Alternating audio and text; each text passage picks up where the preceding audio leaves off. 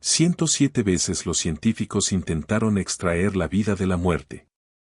106 veces fracasaron.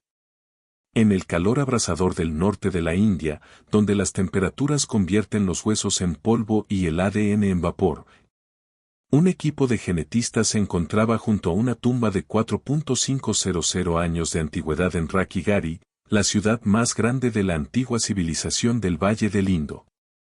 La mujer enterrada allí había esperado en silencio durante 45 siglos. Sus huesos eran frágiles, su historia olvidada.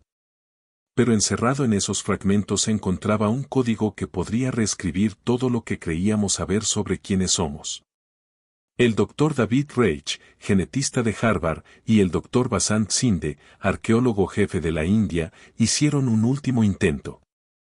La muestra número 107.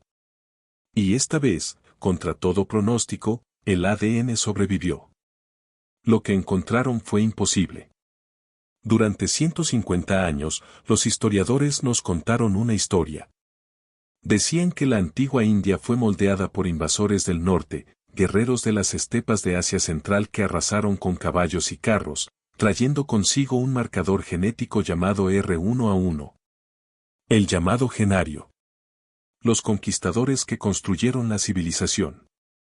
Pero esta mujer, este único esqueleto del corazón del Valle del Indo, no portaba nada de eso. Cero. Su genoma era algo completamente distinto. Una firma fantasma. Una mezcla nunca antes documentada, entre un 50% y un 89% de antiguos cazadores-recolectores iraníes. Y entre un 11% y un 50% de ascendencia del sudeste asiático. Un pueblo que estuvo aquí mucho antes de las supuestas invasiones. Un pueblo indígena. Y entonces vino el verdadero shock. Otros 11 esqueletos, dispersos por Irán y Turkmenistán, a miles de kilómetros de la India, presentaban exactamente el mismo perfil genético. Pero la cuestión es que fueron enterrados junto con artefactos del sur de Asia, cerámica, cuentas, herramientas. No eran lugareños. Eran migrantes. Comerciantes. Exploradores. Gente del Valle del Indo que había viajado al oeste, llevando su ADN a tierras lejanas. Pero esto es lo que nadie esperaba.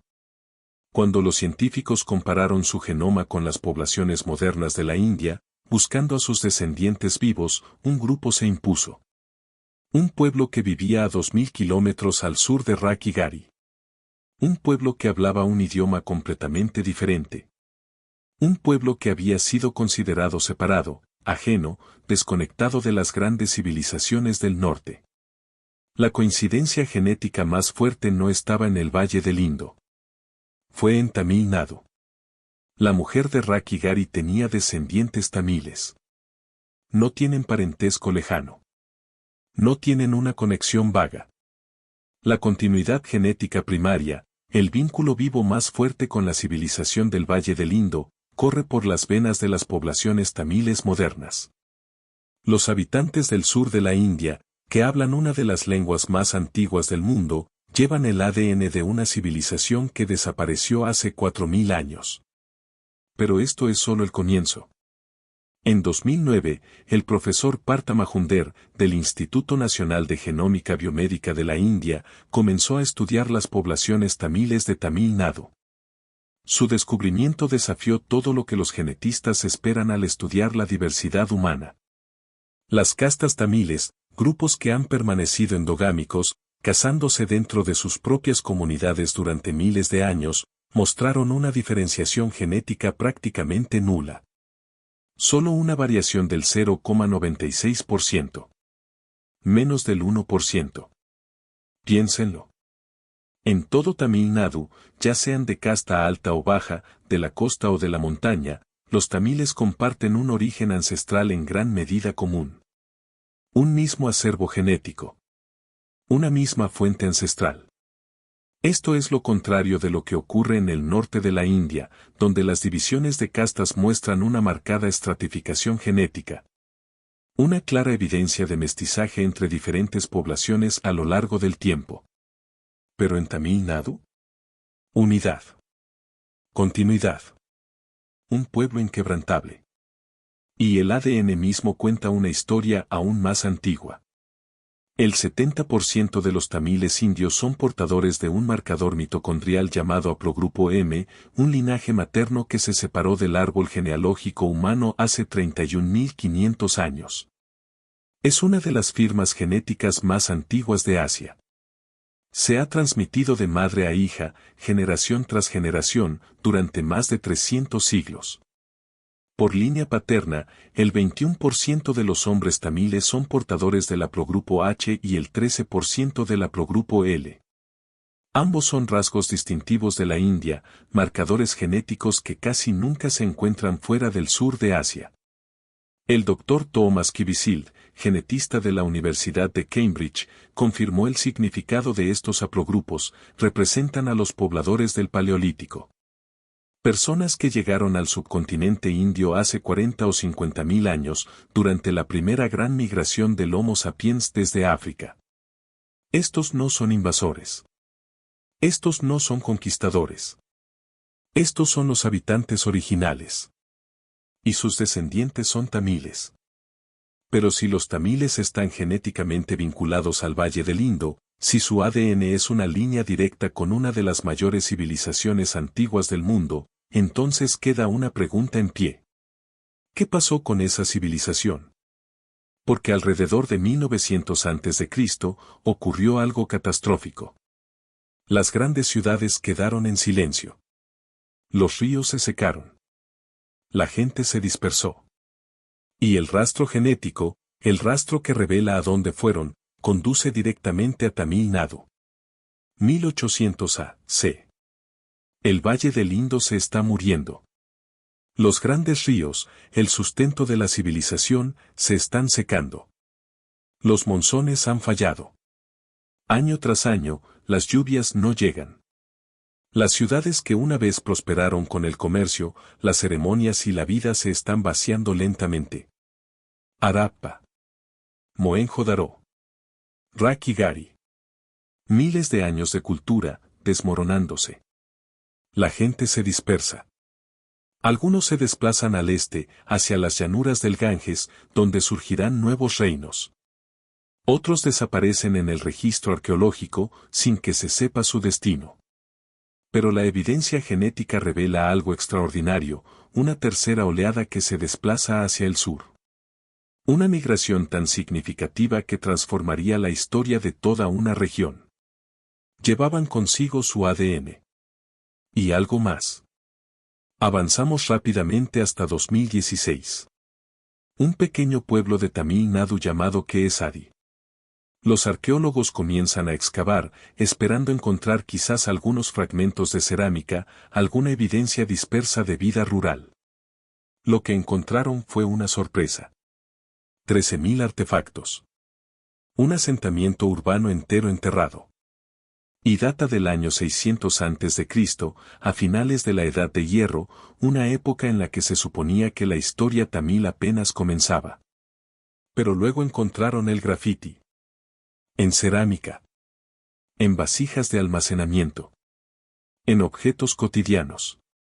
Símbolos. Raspados en la arcilla antes de coserla. Y no eran marcas aleatorias. Eran estructuradas. Deliberadas. Seguían patrones. Y cuando el Dr. Amarnath Ramakrishna, el arqueólogo principal, las comparó con la escritura hindusiana aún no descifrada, el sistema de escritura que desapareció con la caída de las grandes ciudades, lo vio de inmediato. Eran idénticos. No son similares. No están influenciados por. Son idénticos. Los mismos símbolos. La misma estructura. El mismo lenguaje visual. El Dr. Ramakrishna lo llamó el eslabón perdido evolutivo entre la escritura del Indo y la escritura tamil brahmi. Un puente. Una conexión a lo largo de 2000 años y 2000 kilómetros. Prueba de que quienes huyeron del colapso del Valle del Indo no solo trajeron sus genes al sur, sino también su cultura. Su escritura. Su identidad. Pero luego regresó la datación por carbono. Y todo cambió. Porque las fechas no coincidían con el 600 a.C. Se remontaban 300 años antes de lo previsto, lo que llevó a la civilización urbana tamil a una era histórica completamente diferente.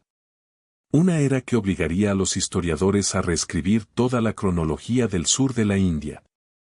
El año 600 a.C. se convirtió en el año 900 a.C. Con un solo resultado de laboratorio, la civilización tamil envejeció 3 siglos de la noche a la mañana. Puede que no parezca mucho, 300 años, pero en el mundo antiguo, lo cambia todo. Porque el 900 a.C., el siglo VI a.C., es la época de Buda. La época del Imperio Persa. La época en que las llanuras del Ganges construían sus primeras grandes ciudades. ¿Y Tamil Nadu? Según todos los libros de historia, todos los cursos universitarios, todas las cronologías establecidas, se suponía que Tamil Nadu era rural, tribal, subdesarrollado. Un lugar remoto a la espera de la llegada de la civilización desde el norte. Adi demostró que era mentira. La cultura urbana tamil no era más joven. No era derivada. Existió simultáneamente con la civilización del Ganges. 2 mundos paralelos, desarrollándose al mismo tiempo, separados por 2000 kilómetros. Y Adi no era solo un pueblo. Era una zona industrial. Los arqueólogos descubrieron 7 hornos gigantescos, evidencia de producción en masa. Manufactura textil. Fundición de hierro. Metalurgia avanzada que requería conocimiento, infraestructura y redes comerciales. Esta era una civilización que sabía cómo organizar el trabajo, cómo producir bienes a gran escala y cómo exportar a mercados lejanos. ¿Y la prueba de esos mercados? Cerámica de ruleta romana. Hallada allí mismo, en las trincheras. Cerámica torneada distintiva que solo pudo provenir de un lugar, el Imperio Romano. Lo que significa que para el año 600 a.C., quizás antes, los comerciantes tamiles ya estaban conectados con rutas comerciales internacionales que se extendían hasta el Mediterráneo. Pero aquí está la cuestión. Adi no era el único sitio que ocultaba antigüedades tamiles. 1876. Un arqueólogo alemán llamado Dr. Hagor se topa con algo extraordinario cerca del río Tamirabarani, en el sur de Tamil Nadu. Un lugar llamado Adichanayur. Empieza a excavar y encuentra enormes urnas funerarias, enormes vasijas de barro, más altas que un hombre, selladas con tapas cónicas. ¿Dentro? Esqueletos. Pero no solo huesos. Armas de hierro, espadas, lanzas, flechas, clavadas en la tierra como si hubieran sido plantadas allí con intención. Adornos de oro brillando en la tierra. Vasijas de bronce tan delgadas, de apenas 2 milímetros, que eran más delgadas que el papel de aluminio moderno. La artesanía era extraordinaria. Durante más de un siglo, Adichanayur fue estudiado, catalogado y olvidado. Pero entre 2004 y 2022, los arqueólogos regresaron. Excavaron 169 urnas funerarias gigantes. Y en 2019 enviaron muestras para la datación por carbono. ¿Los resultados? Del 905 a.C. al 1384 a.C. Algunos artefactos, bronce, oro, datan del siglo XIII a.C. El Dr. T. Satyamurthy, del Servicio Arqueológico de la India, lo confirmó. Este es uno de los sitios de enterramiento de la Edad de Hierro más grandes y antiguos de la India. Pero en enero de 2025, el Departamento de Arqueología de Tamil Nadu reveló un hallazgo que no solo reescribió la historia tamil, sino también la historia metalúrgica. 3345 a.C. No es una errata.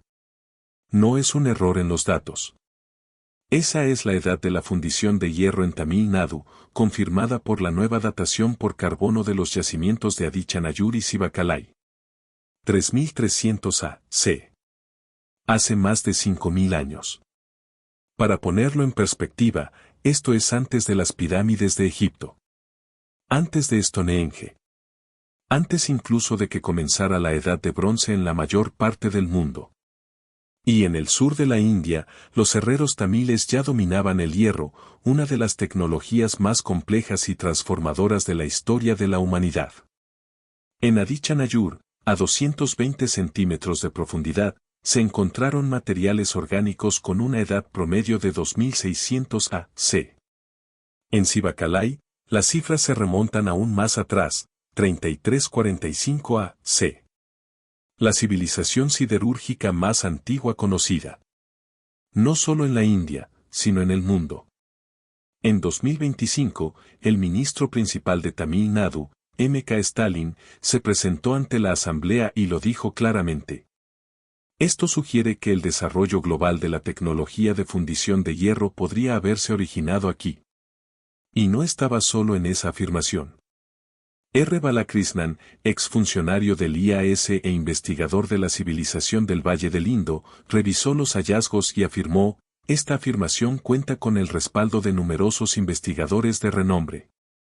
Ha abierto una nueva ventana de comprensión. Porque no se trataba solo de fechas. Se trataba de lo que significaban esas fechas. El hierro no aparece por sí solo. Requiere conocimiento. Calor. Precisión. Hay que saber qué rocas contienen el mineral, cómo construir hornos que alcancen temperaturas superiores a los 1500 grados Celsius, cómo martillar y forjar el metal para convertirlo en herramientas útiles. Y los tamiles no solo lo descubrieron, sino que lo perfeccionaron. Los poetas Sangam, que escribieron entre el 300 a.C. y el 300 después de Cristo, describieron a los herreros como pilares de la sociedad. Un verso del Purananuru lo dice claramente, Collar Kukadane, el deber del herrero de proporcionar instrumentos para la guerra. La espada. La lanza. Las herramientas de supervivencia y poder. Pero he aquí la pregunta que nadie hacía. Si los tamiles dominaban el hierro hace 5000 años, si ya fundían, forjaban y exportaban el metal mucho antes de que la mayor parte del mundo supiera lo que era el hierro, ¿a dónde lo llevaron? Porque el hierro no se queda en un solo lugar. Viaja. Se comercia. Lo transportan los mercaderes a través de desiertos y mares, de mano en mano, de cultura en cultura. ¿Y la respuesta a esa pregunta? Apareció en una tumba a 6000 kilómetros de distancia. 24. Un equipo de genetistas publica un estudio en la revista PLOS ONE. Analizan restos óseos de la antigua Mesopotamia, la tierra entre el Tigris y el Éufrates, cuna de la civilización, hogar de los sumerios, los babilonios y los acarios. Los esqueletos datan del 2500 a.C. al 500 d.C., de la Edad del Bronce al período romano. Un período de 3000 años. Y enterrado en los huesos, los científicos encuentran algo imposible. ADN mitocondrial. Haplogrupo M65A. Ahora bien, el ADN mitocondrial se transmite de madre a hijo, sin cambios, generación tras generación. Es una firma genética. Una huella dactilar. Y el M65A es increíblemente raro. No se encuentra en Europa. No se encuentra en Asia Central. No se encuentra en Oriente Medio, excepto en estas tumbas mesopotámicas.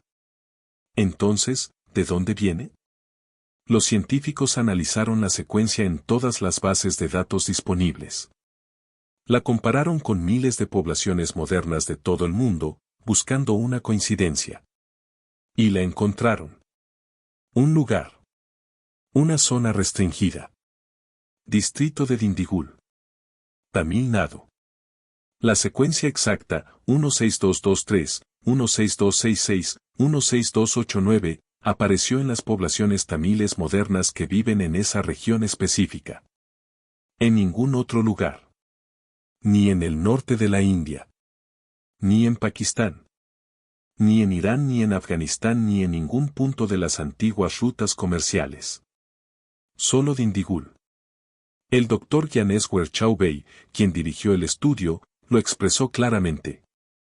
Las afinidades del antiguo ADN-MT-MK11G107 con los tamiles del sur de la India y su ausencia en otras regiones sugieren que los comerciantes tamiles llegaron a Mesopotamia. Comerciantes tamiles. En Mesopotamia. A 6.000 kilómetros de casa. Y esto no fue una casualidad. Los registros históricos lo confirman. Entre los siglos I y III después de Cristo, los comerciantes tamiles transportaban activamente mercancías entre el sur de la India y Roma a través del Mar Rojo. El periplo del mar Eritreo, una antigua guía de navegación griega, describe los puertos tamiles repletos de barcos extranjeros, cargados de oro, vino y cristalería. ¿Y la prueba arqueológica? Vasijas. Fragmentos de cerámica con inscripciones tamil-bramíes, hallados en Qusayr al-Qadim, un antiguo puerto romano en la costa egipcia del Mar Rojo. Pruebas físicas de que los comerciantes tamiles no solo comerciaban localmente. Cruzaban océanos. Así llegó el ADN tamil a Mesopotamia. El ADN tamil llegó a Egipto. ¿Pero qué estaban vendiendo? Porque no eran simples viajeros. Eran comerciantes. Mercaderes.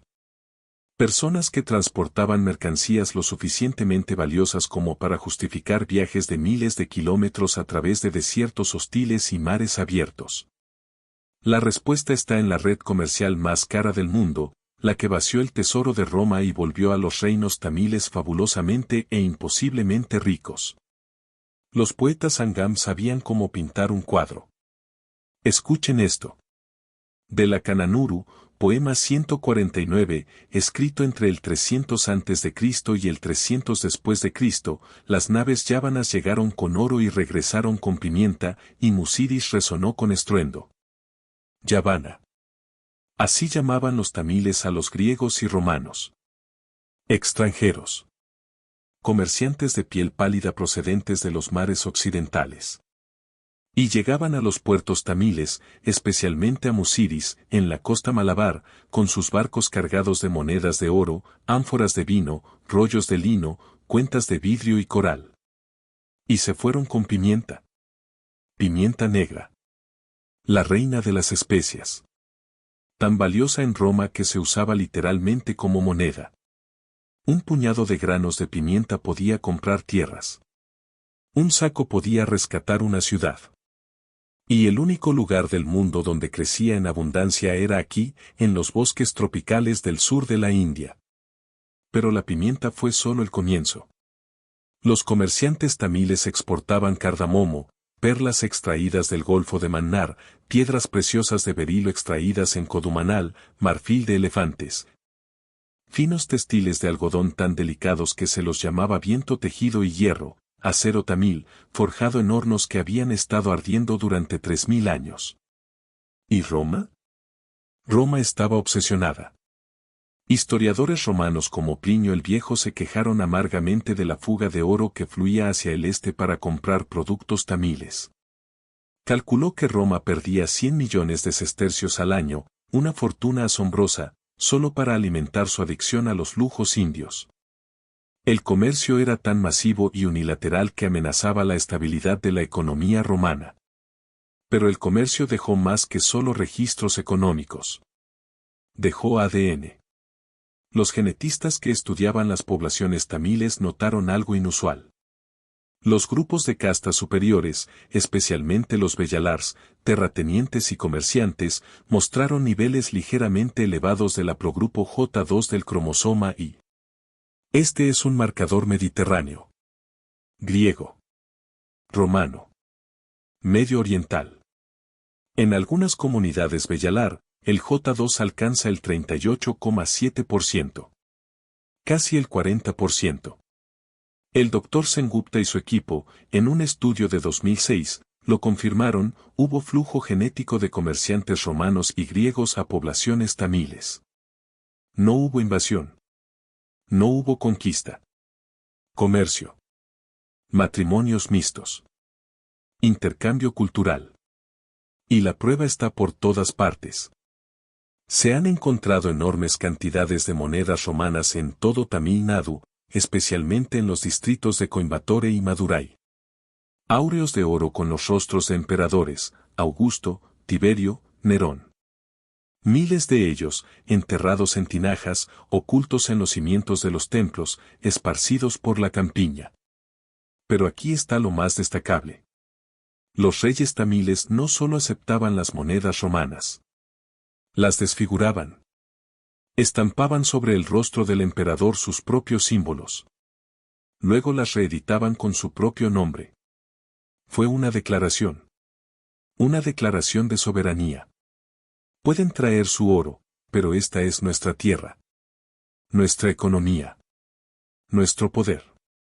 El comercio floreció durante siglos, hasta el siglo III después de Cristo, cuando Roma entró en crisis y los barcos dejaron de llegar. Se recuperó brevemente en el siglo IV y desapareció definitivamente en el siglo VII, cuando las conquistas islámicas cortaron las antiguas rutas marítimas. Pero la influencia genética tamil no solo fluyó hacia el oeste, a través del mar Arábigo hasta Mesopotamia y Roma. Porque 2000 kilómetros al sureste, en una isla del Océano Índico, el ADN tamil creó uno de los mayores misterios genéticos de la historia. 25. Un equipo de genetistas publica un estudio del genoma completo en Nature India. Han secuenciado el ADN de 54 srilankeses, 35 singaleses y 19 adivasi, el pueblo indígena también conocido como Beta. Los singaleses constituyen la población mayoritaria de Sri Lanka. Hablan una lengua indoaria emparentada con el hindi y el bengalí. Sus antiguas crónicas, el Mahabhamsa y el Dipabhamsa, narran una migración desde el norte de la India alrededor del año 500 a.C. Un príncipe llamado Vijaya, exiliado de su reino, navegó hacia el sur con 700 seguidores para colonizar la isla. Durante siglos, esa historia se ha tratado como historia. El mito fundacional de un pueblo. Pero el ADN cuenta una historia diferente. El estudio reveló algo impactante. Los singaleses comparten el 55% de su acervo genético con las poblaciones tamiles. No con los indios del norte. Ni con los bengalíes. Ni con los hablantes indoarios de quienes afirman descender. Tamiles. De hecho, cuando los genetistas representaron gráficamente los datos, los singaleses y los tamiles de Sri Lanka se agruparon, siendo casi idénticos. Ambos grupos mostraron la misma ascendencia dravídica del sur de la India. Los mismos marcadores genéticos. Los mismos linajes antiguos. Y los Beta, los cazadores-recolectores indígenas que hablan una lengua aislada sin parientes conocidos y que han vivido en la isla durante miles de años. Mostraron profundos vínculos genéticos con los grupos tribales de Tamil Nadu. En concreto, los Irula y los Panilla, comunidades que habitan en los bosques del sur de la India. El Dr. Mahanasa Raghavan, uno de los coautores del estudio, lo dijo claramente: no ha habido ningún aporte genético importante desde fuera del sur de Asia al acervo genético de Sri Lanka. Sin aportaciones importantes. Es decir, las crónicas antiguas, las historias de las migraciones del norte de la India, de los príncipes arios que navegaban hacia el sur, son mitología. Una mitología hermosa y políticamente útil. Pero no la realidad genética. ¿La verdad? Todos los srilankeses, tamiles, singaleses, betas, descienden de poblaciones dravídicas del sur de la India. Las lenguas divergieron. Las identidades divergieron. La política, las religiones, las narrativas nacionales, todo ello construyó muros entre personas que, genéticamente, son casi iguales.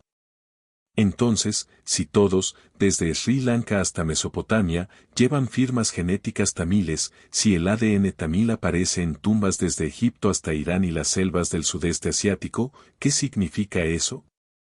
Significa que la historia que nos han contado está incompleta. Porque hay una historia de fantasmas que se niega a morir. Una narrativa que ha forjado la identidad india durante 150 años. La historia de una invasión. Guerreros del norte. Los llamados arios, que llegaron desde Asia Central con caballos y carros, conquistaron el subcontinente y reemplazaron a los pueblos indígenas. Pero según el ADN, esa invasión nunca ocurrió. Durante 150 años nos enseñaron una historia. Fue así, alrededor del año 1500 a.C., guerreros de las estepas de Asia Central, montados a caballo, armados con armas de bronce y hablando una lengua indoeuropea, invadieron la India. Conquistaron a los pueblos nativos. Impusieron su cultura, su lengua, sus dioses.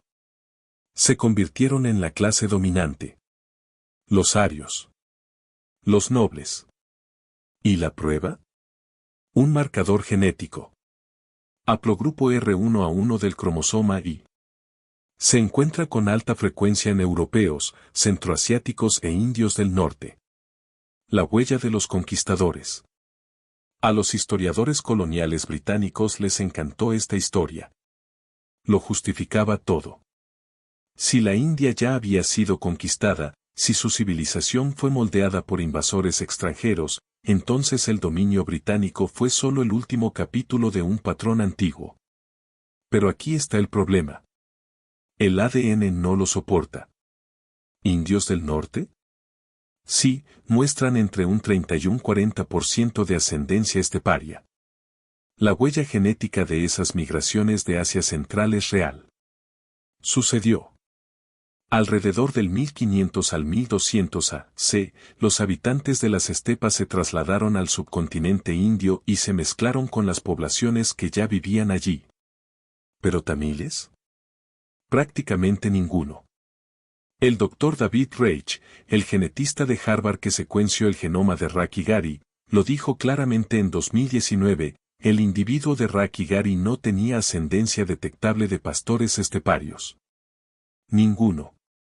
0. El perfil genético tamil se mantiene preestepario.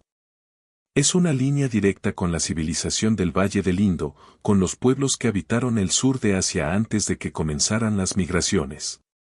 La cultura tamil, el idioma tamil, el ADN tamil, preservaron una conexión ininterrumpida con la India prearia. Y cuando se desglosan los haplogrupos del cromosoma y en las poblaciones tamiles, utilizando datos del estudio del Dr. Sengupta de 2008 publicado en BMC Genomics, el panorama se vuelve aún más claro. R1A1, el llamado marcador ario. Ahí está. 27%. Pero es significativamente menor que en el norte de la India, donde puede alcanzar el 50, 60 e incluso el 70% en algunas poblaciones. Los marcadores dominantes en los tamiles son diferentes. Haplogrupo H, 21%. Esa es la firma india. Un linaje que se originó en Oriente Medio o Asia Central y Meridional hace 40 a 50.000 años y que ahora se encuentra casi exclusivamente en los sudasiáticos. Haplogrupo L, 13%. Directamente vinculado a la civilización del Valle del Indo. Un marcador que portaron quienes construyeron Harappa y Mohenjo-Daro. Y el haplogrupo J2, 11%. Mediterráneo. Oriente Medio. Evidencia de antiguo contacto comercial con griegos, romanos y persas. No invasión. Intercambio. La evidencia genética es clara. Los tamiles no son descendientes de los conquistadores arios. Son descendientes de quienes llegaron primero. Pero si la ascendencia tamil es anterior a las migraciones arias, si se remonta a antes de la Edad de Bronce, antes de las grandes ciudades del Valle del Indo, incluso antes de la invención de la escritura. ¿Entonces hasta dónde se remonta realmente? Porque hay un marcador genético que tiene la respuesta. Y tiene 50.000 años. Hace 31.500 años, en algún lugar del sur de Asia, una mujer dio a luz a una hija. Desconocemos su nombre. Desconocemos dónde vivía. Pero sabemos que portaba una mutación en su ADN mitocondrial, un cambio minúsculo que se transmitía de madre a hijo y que permanecía inalterado de generación en generación. Esa mutación se convirtió en el haplogrupo M.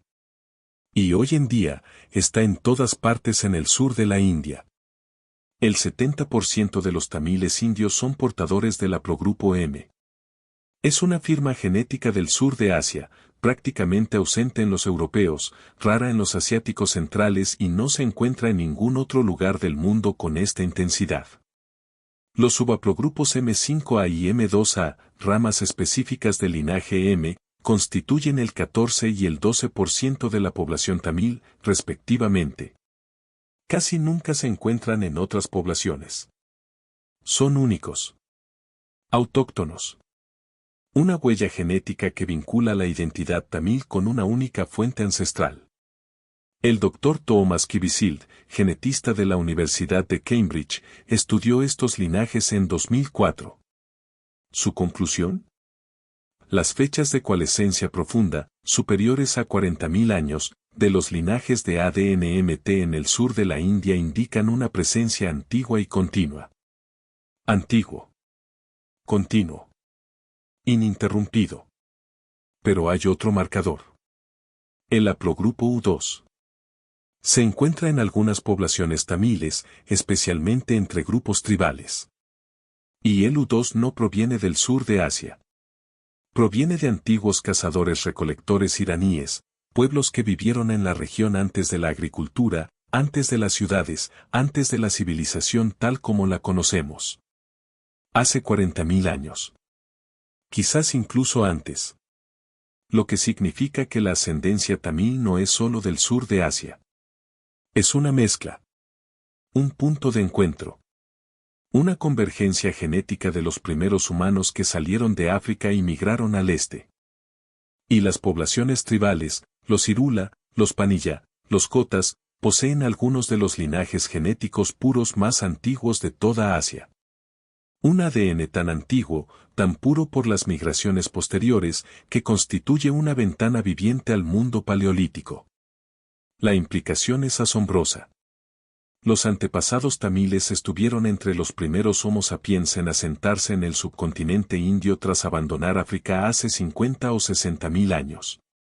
Recorrieron los mismos caminos que los primeros exploradores de Eurasia. Observaron la misma megafauna, los elefantes gigantes, los tigres dientes de sable, los rinocerontes lanudos.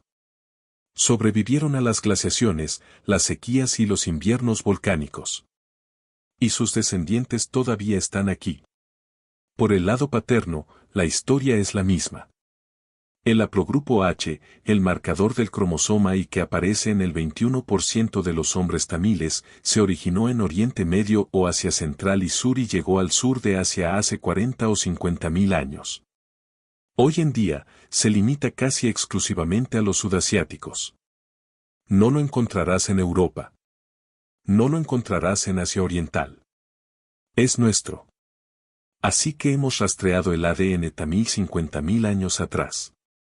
Lo hemos seguido desde la primera migración fuera de África, pasando por el Paleolítico, el auge y la caída del Valle del Indo, la Edad del Hierro y el comercio de especias con Roma. Lo hemos rastreado a través de continentes, a través de milenios, a través de toda la historia de la civilización humana. Pero hay un misterio que aún no hemos resuelto. Y está escrito en símbolos que nadie puede leer. 400 símbolos.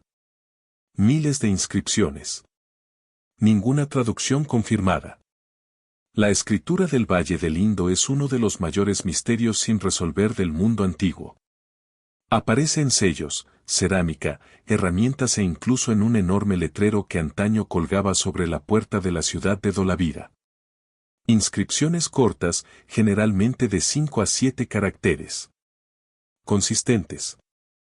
Estructuradas. Deliberadas. Pero nadie sabe lo que dice. Durante más de un siglo, lingüistas, arqueólogos, criptógrafos e incluso informáticos han intentado descifrarlo. Lo han comparado con todos los sistemas de escritura conocidos.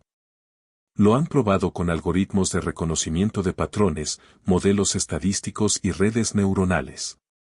En 2009, un equipo de investigadores publicó un estudio en Science, una de las revistas más prestigiosas del mundo. Utilizaron análisis computacional para examinar la estructura de la escritura del indo. ¿Y su conclusión? Los patrones son consistentes con el lenguaje natural. No son símbolos aleatorios. No son arte decorativo. son lenguaje. Lo que significa que la escritura del Indo codifica palabras, oraciones, ideas. ¿Pero qué idioma? La evidencia lingüística apunta en una dirección. Se han encontrado palabras protodravídicas en antiguos textos mesopotámicos. Palabras como plu, el término acadio para elefante o marfil, provienen de una raíz dravídica. La misma raíz que sobrevive en tamil como pluru o piyak. Asko Parpola, un indólogo finlandés que ha dedicado toda su carrera al estudio de la civilización del Indo, lo dijo claramente. La uniformidad de las inscripciones del Indo sugiere que una forma temprana de lengua dravídica debe haber sido la lengua del pueblo del Indo. Y luego está que es Adi. Los grafitis. Los símbolos grabados en cerámica que son estructuralmente idénticos a la escritura del Indo. Un puente a través de 2000 años. Pero la brecha evolutiva persiste. Desconocemos cómo cambió la escritura. Desconocemos cómo se transformó en el tamil brahmi, el ancestro de la escritura tamil moderna. Desconocemos qué símbolos representan sonidos, cuáles representan ideas, cuáles son marcadores de gramática o sintaxis. Pero aquí está la cuestión. Si la escritura del Indo codifica el prototamil, si es una forma temprana del dravidiano, descifrarla reescribiría por completo nuestra comprensión de la civilización india temprana. El Dr. Iravatam Mahadevan, uno de los epigrafistas más destacados de Tamil Nadu, dedicó su vida a esta cuestión. Estudió los sellos del Indo, los grafitis que es Adi y la evolución de la escritura tamil. ¿Y su conclusión? Las similitudes culturales y lingüísticas proporcionan una sólida evidencia del origen protodravídico de la civilización del Indo. Imaginen lo que podríamos aprender. Los nombres de los reyes. Los títulos de los dioses. Registros comerciales. Poesía. Leyes. La vida interior de una civilización que ha permanecido en silencio durante 4000 años. Una palabra. Un símbolo correctamente descifrado. Eso es todo lo que se necesitaría para descifrar 5000 años de historia. Y en algún lugar, en el polvo de Harappa, en las trincheras de Mohenjo-Daro, en las capas recién excavadas de que es Adi, esa palabra está esperando.